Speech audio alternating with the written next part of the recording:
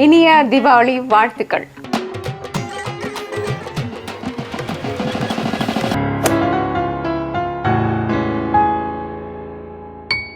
Hi, hello, வணக்கம். தோசை பேச உங்களை அன்புடன் வரவேற்கிறது. நான் காஞ்சனா ஜெயக்குமார்.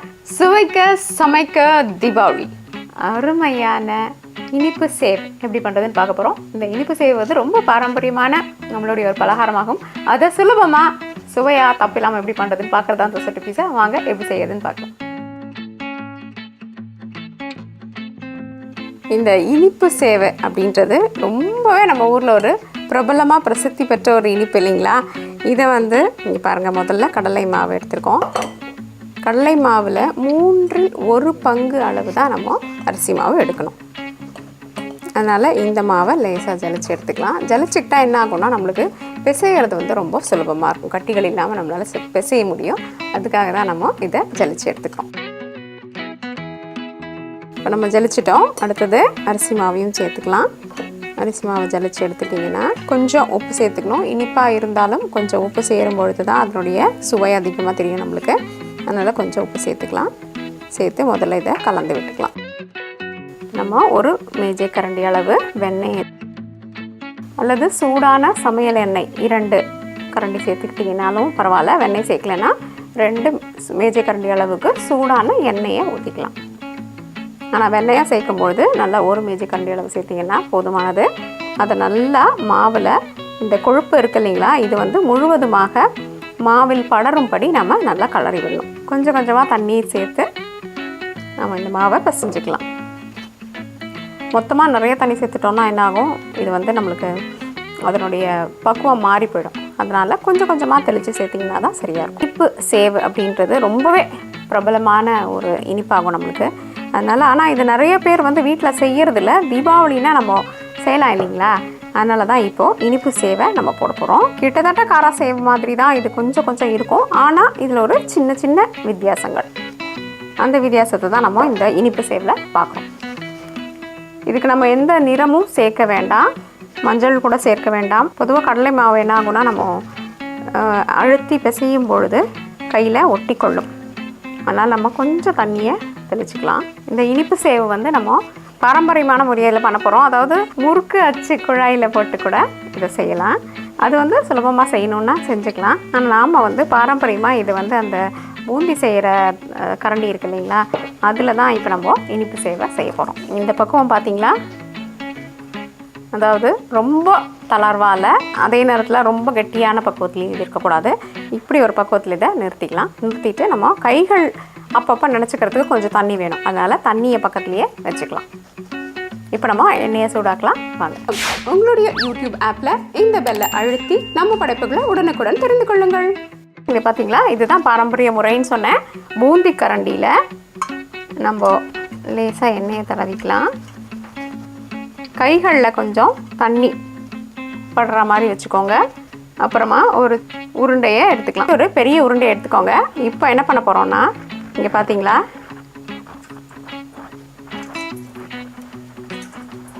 வேகமாக உங்கள் கைகளை வச்சு இப்படி தேய்ச்சிக்கிட்டே இருங்க. அப்போ என்ன ஆகும், அழகாக சேவு உதிர்ந்து உதிரியாக கீழே விழும். இதே நீங்கள் முறுக்கு அச்சு வச்சு பிழிஞ்சிங்கன்னா பிழிஞ்சிட்டு நம்ம அதை உடைக்க வேண்டிய நிலைமைக்கு போவோம். இப்போ வந்து நீங்கள் இதே மாதிரி தேய்ச்சி விட இதே அளவில் இது அப்படியே மெதுவாக விழும். பார்த்தீங்களா, எண்ணெய் பொரியறது நின்றுடுச்சு, சேவு தயார். இது வந்து நம்ம கரண்டியில் போட்டிங்கன்னா இந்த மாதிரி வரும். இந்த அளவு இது வந்து நம்மளுடைய கரண்டி கண்ணை பொறுத்தது நம்மளுக்கு இந்த சேவின் அளவு வரும். அப்படி நம்ம முறுக்கு அச்சில் பிழிஞ்சிங்கன்னா அது எப்படி வரும்ன்றதையும் பார்த்துக்கலாம். இப்போது முறுக்கு அச்சு விதத்தை பார்க்கலாம். முறுக்கு குழாயிலையும் சிறிது எண்ணெய் உள்பக்கம் வெளிப்பக்கம் எல்லாம் தேய்ச்சிக்கோங்க. இதில் பார்த்தீங்களா, இந்த மாதிரி இந்த 3 கண் இருக்கக்கூடியதை எடுத்துக்கலாம். அதில் இது போன்ற ஒரு உருண்டை மாவு எடுத்து உள்ளே போட்டுடலாம். இப்போ அப்படியே மொத்தமாக ஒரு முறுக்கு சுற்றி எடுத்துடலாம்.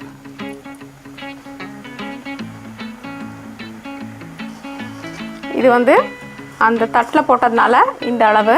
இப்போ முறுக்கு அச்சில் போட்டால் அளவை பார்த்துக்கோங்க. இதில் நம்மளுக்கு எந்த அளவு நம்மளுக்கு தேவையோ அந்த அளவை நம்ம வச்சுக்கலாம். பார்த்தீங்களா, இப்போ எண்ணெயில் சலசலப்பு அடங்கிடுச்சு. நம்ம சேவு தயாராகிடுச்சு. இப்போ இந்த இனிப்பு சேவுக்கு பொதுவாகவே இந்த அளவிலான சேவு தான் சரியாக இருக்கும் இல்லைங்களா? அது வந்து நம்மளுக்கு ஒரு பாரம்பரிய முறைக்காக நம்ம அந்த கரண்டியில் எப்படி பண்ணுறது அப்படின்றத பார்த்துக்கிட்டோம். ஆனால் அந்த அளவு இனிப்பு சேவு பிடிக்கும்னா அதை செஞ்சுக்கோங்க. அப்படி இல்லைன்னா பொதுவாக இந்த முறுக்கு அச்சு வச்சு செஞ்சிங்கன்னா இந்த அளவில் நம்மளுக்கு சேவு கிடைக்கும். அப்போ இனிப்பு சேவும் இதே அளவுக்கு நம்மளுக்கு இருக்க மாதிரி இருக்கும். இப்போ மீண்டும் ஒரு முறை முறுக்கு அச்சு பார்த்துடலாம். மொத்தமாக சேர்த்து போட்டுடலாம். இப்படியே போட்டுருங்க.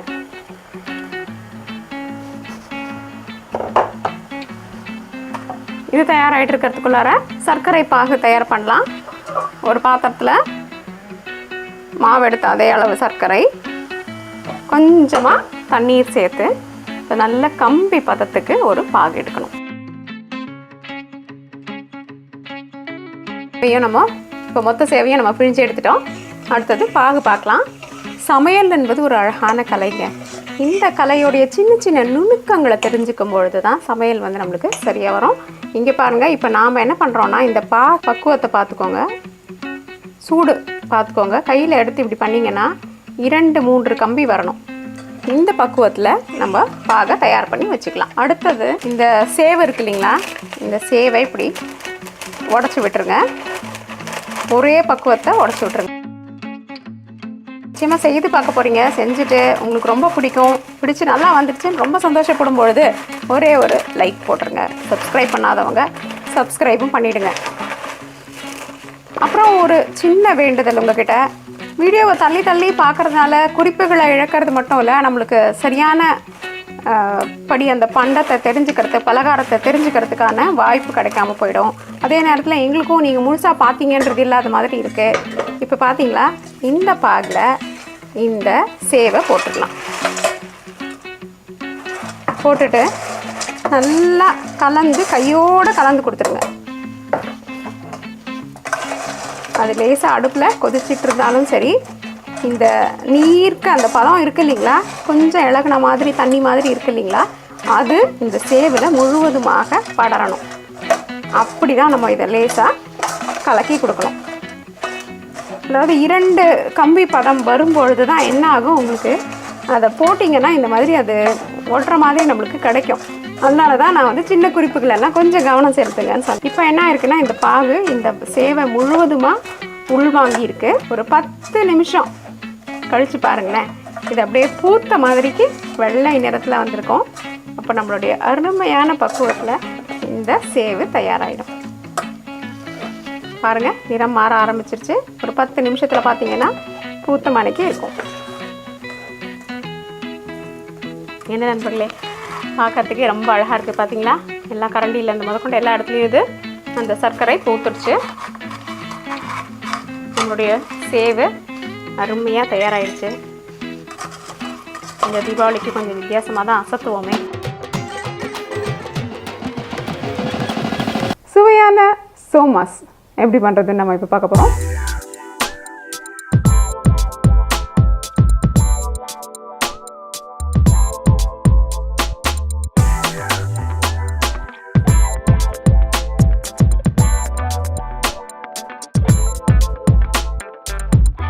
இந்த சோமாஸ் வந்து ஒரு ரொம்ப நல்ல இனிப்பு, நல்ல முறுமுறுன்னு இருக்கும். ஆனால் அதே நேரத்தில் உள்ளுக்குள்ளார ரொம்ப இனிப்பாக நல்லாயிருக்கும். அந்த சோமாஸில் என்ன தெரியுங்களா பெரிய பிரச்சனை, ரொம்ப நேரத்துக்கு அந்த முறுமுறுப்பு தன்மை இருக்கிறதில்ல, ரொம்ப நாட்களுக்கு இருக்கிறதில்ல. அதனால அது ஒரு 2-3 நாளைக்கு அப்புறம் அதுக்கு சாப்பிட பிடிக்கிறதில்ல. ஆனால் ரொம்ப நாளானாலும் அதனுடைய முறுமுறுப்பு தன்மை குறையாமல் அதே சுவையோடையும் அதே நல்ல புதுசாக இருக்கிற மாதிரியே இருக்கிற ஒரு சுவையான சோமாஸ் எப்படி செய்கிறதுன்னு இப்போ நம்ம பார்க்கலாம் வாங்க. 1 கப் மைதா மாவு, 1/2 கப் பொடித்த சர்க்கரை, 1/2 கப் தேங்காய் துருவல், 3 மேஜை கரண்டி நெய், சிறிதளவு முந்திரி பருப்பு, சிறிதளவு திராட்சை பழங்கள், 1 தேக்கரண்டி ஏலக்காய் பொடி, சுவைக்கேற்ப உப்பு மற்றும் சிறிதளவு தண்ணீர். முதல்ல நம்மளுடைய மைதா மாவை போட்டுக்கலாம்.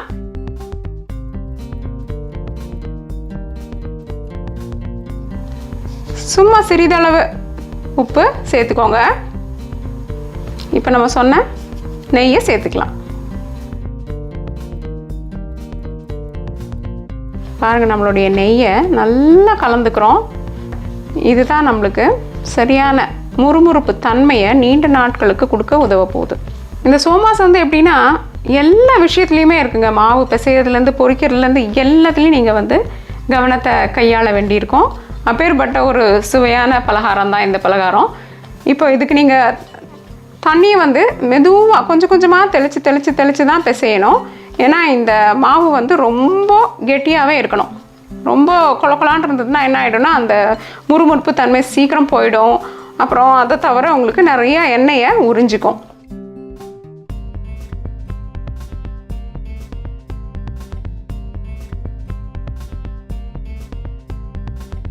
நல்ல ஒரு மேஜை மேலே போட்டுட்டு இந்த மாவை பிசையலாம். நம்ம இன்னும் இதில் தண்ணி சேர்க்க போகிறதில்ல. ஏன்னா நம்மளுக்கு நல்ல ஒரு கட்டி பதத்தில் தான் இந்த மாவு தேவை. பார்த்தீங்களா, நம்மளுடைய மாவு தயாராகிடுச்சு. இது நல்ல ஒரு கட்டி பக்குவத்தில் இந்த உருண்டை வந்திருக்குன்னு உங்களுக்கு நல்லா பார்த்தாலே தெரியும். இப்போ இதை நம்ம ஒரு 10 நிமிஷத்துக்கு ஊற வச்சிடலாம். பார்த்தீங்களா, இந்த மாவு நல்லா ஒட்டவே மாட்டேங்குது கையில். அந்த பக்குவத்தில் நல்ல கெட்டி மாவும் நெய்யும் கலந்துருக்கு.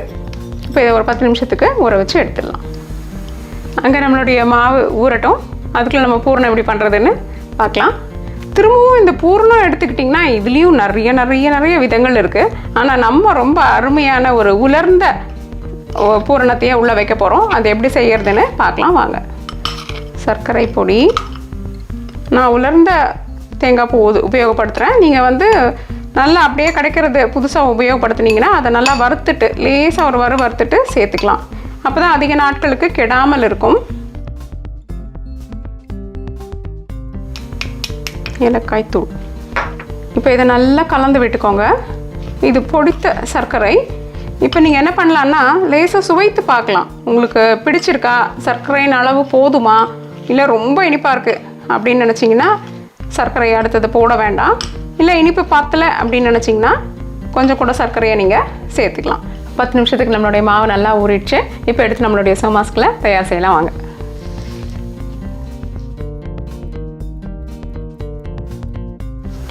இதை தேய்க்கிறதுக்கு நீங்கள் வந்து எண்ணெயை கீழே தேய்ச்சிக்கணும்னு இல்லை, லேசாக மாவை நல்லா போட்டு கூட தேய்ச்சிக்கலாம். அதே மாதிரி இதை ரொம்ப அழுத்தமாக உபயோகப்படுத்தணும்னு இல்லை, சிறு சிறு உருண்டைகளாக செய்துக்கோங்க. இங்கே பாருங்கள், இதை நம்ம அப்படியே வந்து நல்லா சிறு வட்டங்களாக தேய்ச்சி எடுக்க போகிறோம். அதுக்கு இது மாதிரி முதல்லையே இப்படி பண்ணி வச்சுக்கிறது இன்னும் கொஞ்சம் கூட நல்ல வட்டம் வர்றதுக்கு உபயோகப்படும். இது பார்த்திங்கன்னா நல்ல மெல்லிசாக தான் நீங்கள் இதை தேய்க்கணும். ரொம்ப அதிகமான கட்டியமாக தேய்ச்சிங்கன்னா என்ன ஆகும்னா சீக்கிரத்தில் நமுத்து போகிறதுக்கு அது ஒரு காரணம். மாவு ரொம்ப போடல, ஆனாலும் லேசாக போட தான் தேய்க்கிறதுக்கு சுலபமாக வரும். அப்புறம் மெல்லிசாக வர்றதுக்கு அது ஒரு முக்கியமான காரணமாக இருக்கும். எவ்வளோ மெல்லிசாக இருக்குன்னு பாருங்கள் இது. இப்போ இதை அப்படியே உபயோகப்படுத்துகிறதா இருந்தீங்கன்னா நேரடியாக நம்ம கலந்து வச்சுருக்கிற பூரண கலவையை உள்ளே வைக்கலாம்.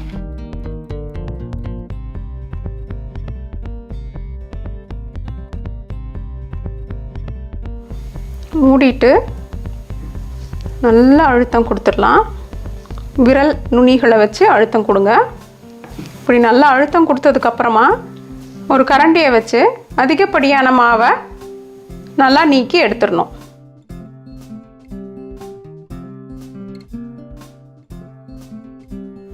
இது பிரிஞ்சு பூர்ணம் வெளியில் வராமல் இருக்கிறதுக்காக நல்லா இப்படி ஒரு அழுத்தத்தை கொடுக்கலாம். இதில் இப்படி லேசாக ஒரு அழகையும் பண்ணலாம். இல்லாட்டி இது மாதிரி நிறைய அச்சுக்கள் விற்கிது, அப்படி அச்சில் போட்டு கூட எடுக்கலாம்.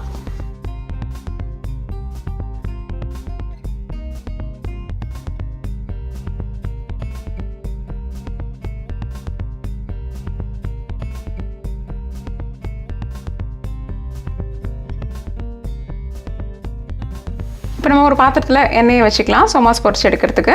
இப்போ நீங்கள் எண்ணெய் இதில் ரொம்ப முக்கியமான விஷயம் ஒன்று கவனிக்கணும். என்னென்னா சோமாஸை பொரிச்சு எடுக்கிறதுக்கான எண்ணெய் அதிகமான சூடில் இருக்கவே கூடாது.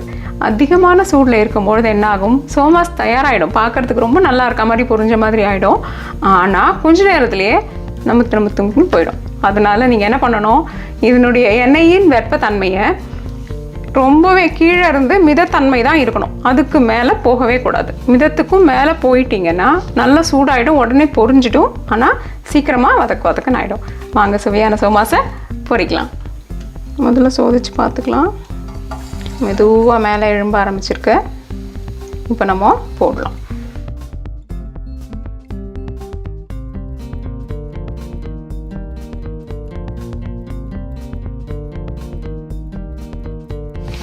பார்த்தீங்களா, சிறிது நேரம் எடுக்குது.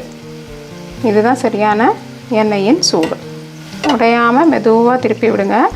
பார்த்தீங்களா, எண்ணெய் கொப்பளிக்கிறது நல்லா நின்றுடுச்சு. அங்கங்கே தான் வருது. நம்மளுடைய சோமாஸின் நிறங்களும் லேசாக மாறி இருக்கு. இப்போ நம்ம இதை எண்ணெயிலேருந்து எடுத்துடலாம். நல்லா ஆற விட்டுட்டு அதுக்கப்புறமா இதை பார்க்கணும். என்ன நண்பர்களே, இந்த சுவையான சோமாஸ் எப்படி செய்கிறதுன்னு பார்த்தீங்களா? இதை நான் நம்மளுடைய அருமையான பரிமாறும் பாத்திரத்துக்கும் மாற்றி வச்சுருக்கேன். இது உண்மையிலேயே ஒரு சுவையான விருந்தாகும். பார்த்தீங்களா, நல்ல முறுமுறுப்பு தன்மையோட ரொம்ப நல்லாயிருக்கும். இப்போ நான் ஒன்றே உங்களுக்கு உடச்சி காமிக்கிறேன். இது நல்லா எப்படி முறுமுறுன்னு இருக்குது, அதோடைய உள்ளே இருக்கிற பூரணம் எப்படி இருக்குன்னு பார்க்கலாம்.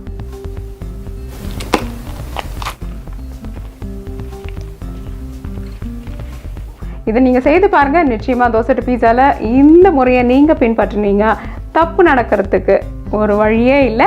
சுவையான அருமையான சோமாஸை செஞ்சு உங்கள் கருத்துக்களை எங்களோட பகிர்ந்துக்கோங்க. தோசை பீஸா என்றென்றும் உங்கள் நாவிற்கும் வயிற்றிற்கும் நல்லதொரு சுவை.